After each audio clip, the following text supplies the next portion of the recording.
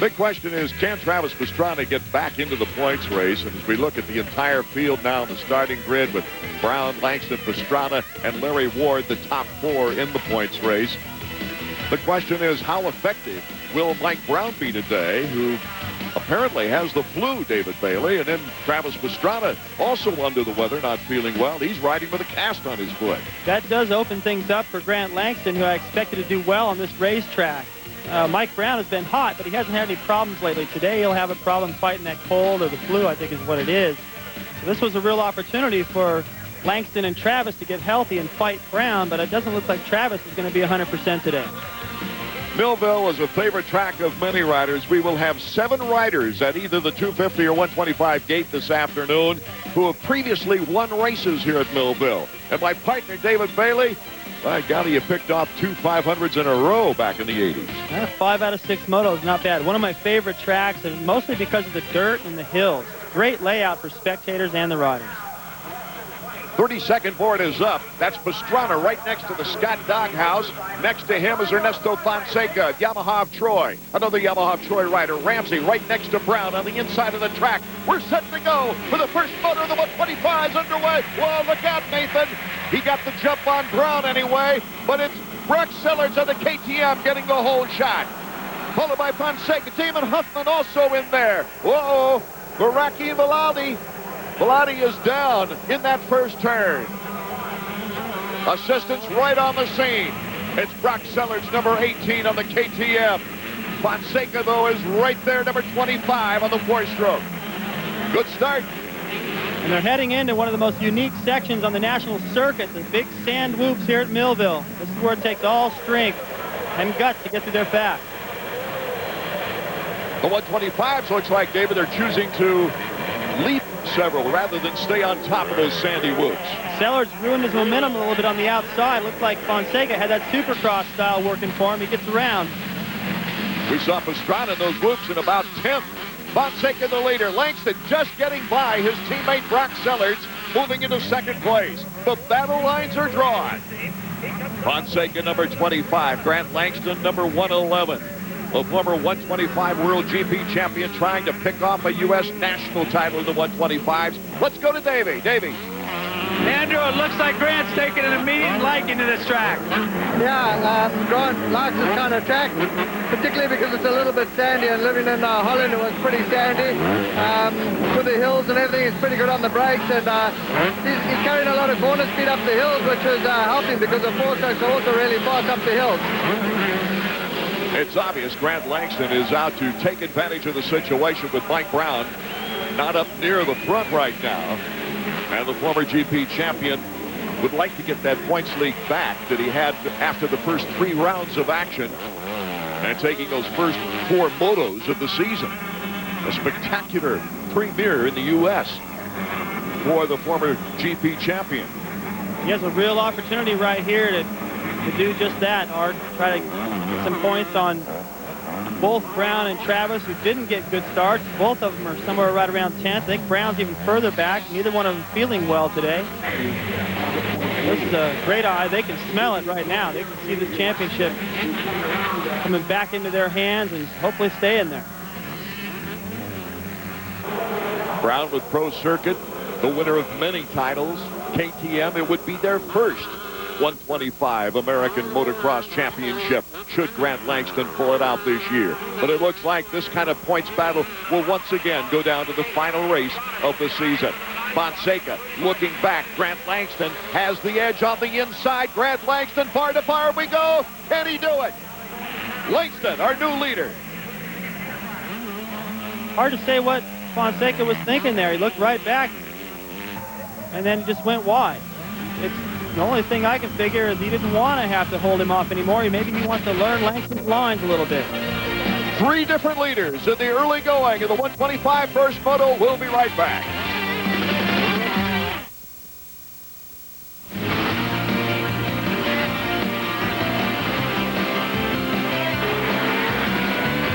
Chevy Trucks AMA Motocross is brought to you by Chevy Trucks, the most dependable, long-lasting trucks on the road. And by Honda, the company that defines performance in motorcycles, ATVs, and scooters.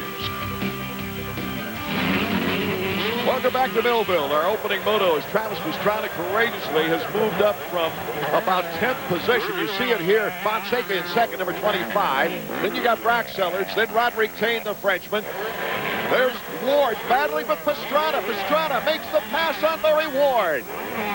Brown is at the tail end of this freight train somewhere. Tane's momentum got ruined about halfway through that sand loop section, so Travis picked up 2 spots at once. And he's got Fonseca in his sights. For now, Langston's checked out, but you can see Fonseca's right there. Boy, look at that sandy track. Famous here at Millville. Another look at the whoops. See Tane get all mixed up right there. He's got to ruin his momentum. Both Ward and Travis go by, but look at Travis. A little bit more body English to keep that wheel on the ground. He loves those sections. The real question with Travis Pastrana right now is he takes on Brock Sellers and makes the pass. Travis Pastrana has moved into third. I was going to say the real question now would be endurance, David. Well, unfortunately, since Washougal, he's been in a cast most of the time. So that was a golden opportunity for him to get healthy, and he wasn't able to take advantage of it. And he's even got a cast right now in that boot. Here's a look at the racetrack, which is completely changed. Up in the top middle section there, they reworked it quite a bit. But first, let's take a look at the sand whoop section over here with Davey Coombs. He's going to take us through there with the helmet camera. Long, wide straightaway. About 4th gear. Come into the bottom here. See the sand starting to pile. Whoa! See the sand starting to pile up already. Over the little tabletop. They're just pulling you because look what's next. Here's what gets hard. The Millville whoops.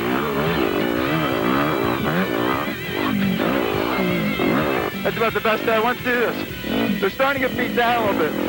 But man, they are hard.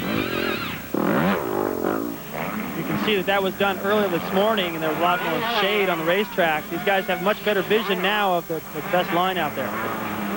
Really know how tough it is when Davey doesn't say anything through those whoops, too.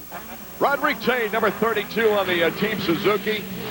After an earlier season injury, he's come back strong here in the road. Mitch Payton, the guru of Pro Circuit Kawasaki, looks rather concerned right now, David. Yeah, that's not relaxed. He's checking the watch, looking at what the mechanics are going to put on the board. And there's Brown right there chasing Tane. If Brown stays where he is, he'll lose that points lead. So I can understand the concern on Payton's face. That relationship between Brown and Payton goes all the way back to 1989. And then a lot of people don't remember, but Brown was signed with Jeremy McGrath for Team Pete a couple of years after that. I believe that was 1992. Around the times of Jeremy Buell and Brian Swank and those guys, yeah. I had forgotten about that. Buddy Antonis later was on that Team Pete team as well, taking second behind Jeremy, you might remember, in the 125 Supercross Wars. Watch Brown through the sand section. Take a different line at the entrance, tries to get up a little bit more speed. Alan Volan back in action, as we saw in the field summary there. Tane having some trouble in the whoops. Here goes Brown. And he finally gets by Tane. He's still got Ward up there, and it wasn't too many laps ago that Brown was right with Travis, but Travis moved his way right through the field in that whoop section, and Brown is starting to figure that line out a little bit better now. Lots of laps, lots of time remaining, though, for Mike Brown to move up through the group. Vision, too. That's wet sand, and if you stay behind a guy for even a corner sometimes, you get roosted. You've got to pull a tear off and try to figure out, let's see, should I pull that now or should I wait a little bit longer till I get past this guy and pull it? Because you can only put on so many. Ward, the winner at Redbud this year. All this stuff up in here is brand new. They've trimmed the trees up. Really done a fantastic job of making this track new for the riders and still good for the spectators. Brad Langston starting to pull away from Fonseca is our leader.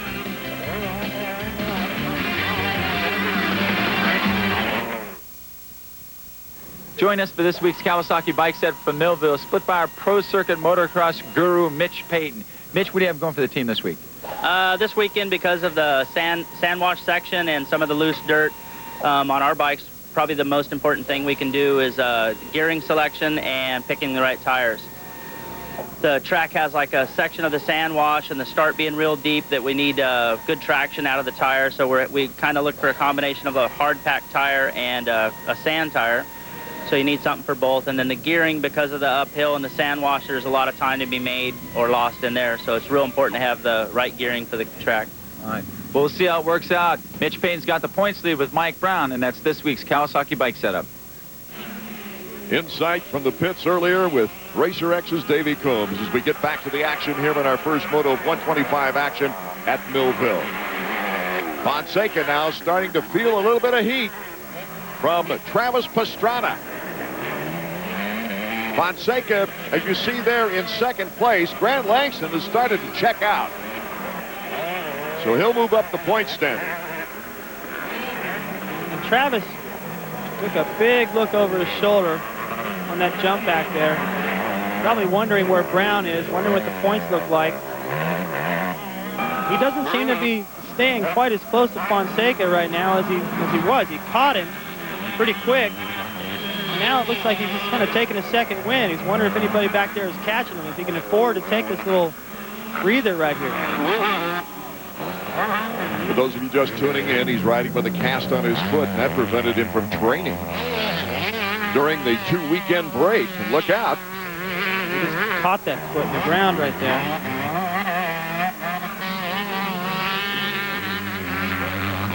A tough but courageous situation for Travis Pastrana.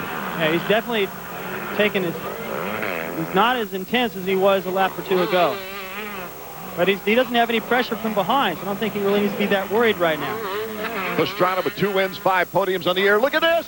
He's slowing down. He's leaving the track. Travis Pastrana is leaving the track. Davey, you're inside. Guys, check it out. Look here, amazing development. Travis Pastrana started to slow down on that lap. He just turned around and rode off the racetrack. Didn't even come out of the mechanics area. Pastrana pulls out. What a shot. There was a pre-race meeting with team manager Roger DeCoster if this should happen. Now the question is not will he race in the second moto, but will he come back for the rest of the season? Well, first of all, I applaud him for pulling off if he's worried about his safety. You know, I think that the concern right now is, and what the meeting was about, is that he's not 100% coming into this race. And he's been racing like that, not 100%. He smacked his head on the ground at Unadilla and again at Washougal.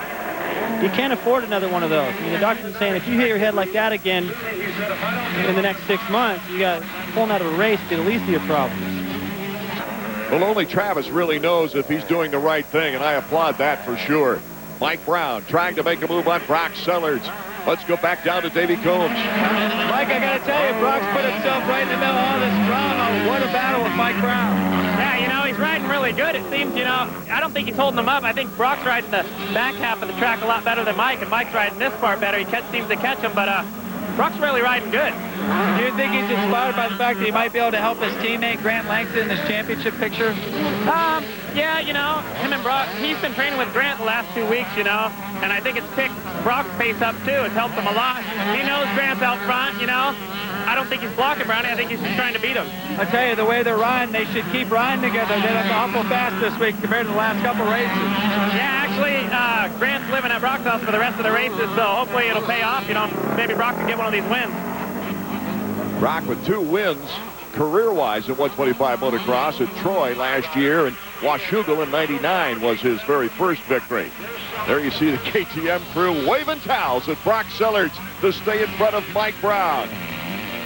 But Mike Brown is a tenacious rider, and with the points battle on the line, look out. Moto 1, 125's number 111, Grant Langston, trying to become the first foreigner to ever win in 27 years the 125 National Motocross Championship in America. The white flag was out, and he's looking real confident right there. Well, he was a little cocky coming into this race, kind of like he was about Southwick. He's backing it up. Let's check in with Davey Coombs. Well, Andrew, a huge development. Pastrana's out. Are you going to let Grant know? You know, at this stage of the game, Brian has to focus on just making as many points. So that means winning every race that he goes out and rides. And that's the only way he's going to win the championship, by just going out there and giving 110%. We're not really interested in who's behind us at this stage of the game. And even with Pastrana out, you still got Brown. Yeah, it would have been nice for Travis to have stayed in the race because he's more points behind than Brown is to us. But it's unfortunate. I think maybe it's something to do with the head because he was looking good and then he just pulled off. I didn't see him go down or anything. Brent Langston's legend started, of course, in Europe, and then last year winning the 125 GP World Championship. But his legend in the U.S. started with him pointing to the crowd, something similar to what we've seen here on the final lap, and then falling down, losing that Supercross race that he had a big lead in. But he's come back to prove what a champion he can be. He can really cruise this last lap, too. When you come into a race talking about how you're going to win it, and you don't, you look pretty stupid. So I think part of the celebration right here is just backing up what he said, Art. He's got a little Muhammad Ali in him. The young lad from South Africa. Overjoyed that he has such a big lead here on the final lap. This should put him in the points lead. I don't think he knows about Travis just yet. I'm sure he knows that Travis is nowhere near him, and that's good news as well in terms of points. This is just creating an even bigger rivalry with Michael Brown. It started, of course, in Europe, with Brown also on the GP circuit, taking 10 moto wins that year, despite the fact that, oh, Shea Bentley. It looks like a leg for Shea Bentley. This kid has been riddled throughout his entire career with injuries. Oh, he's in pain. It looks like his right leg down below the knees where he's pointing. He missed the entire Supercross season, the first 6 races of the motocross season. And in fact, he had to survive an injury during the year he won the West 125 Supercross Championship. And this is the last lap. There goes John Bodner with the CCI shirt on. He's the guy that you want to see when you're in this predicament. Langston should be coming around. What a bad break. The final lap, and Shea goes down. Shea trying to get back into tip-top shape to prove his worth to that Pro Circuit Kawasaki team. They're slowing the bikes down coming over that hill, and Grant Langston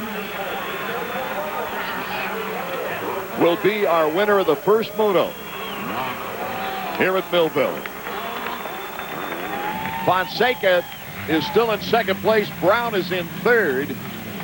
And to clear up that statement I started earlier, Brown had 5 wins the year that Grant Langston won the GP title.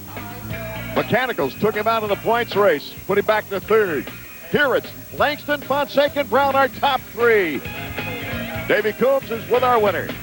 Well, Grant, that was a huge moto for you and also for the whole championship picture. You win Pastrana DNFs. Yeah, I mean, I've had a 2-week break now, and I got the bike set up pretty good. The engine's running well, and did a lot of suspension testing, and also they gave me a little break to get my shoulder sorted out, and I felt good. And I said to everyone on the team, I'm going to come here, and I won't be happy unless I walk away with 2 moto wins. Well, you're halfway there. What about Pastrana? What did you think when you got the signal from your mechanic that he was out?